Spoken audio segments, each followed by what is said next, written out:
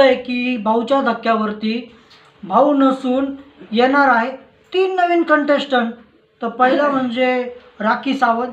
तिचं तोंड पाहिल्या लगेच निकीचं तोंड खाली उतरलं आणि राखी सावंतनी लगेच उत्तर दिलं निकी तंबोली बाहेर आणि तांबोलीचं तुंबोली करणार काहीतरी उत्तर दिलं.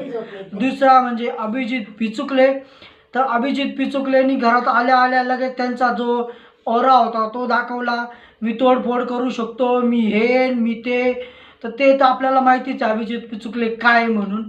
आणि त्यानंतर तिसरा सदस्य आहे तो म्हणजे अरबाज परत येतो वाटतं आणि विकेंडच्या वारसाठी.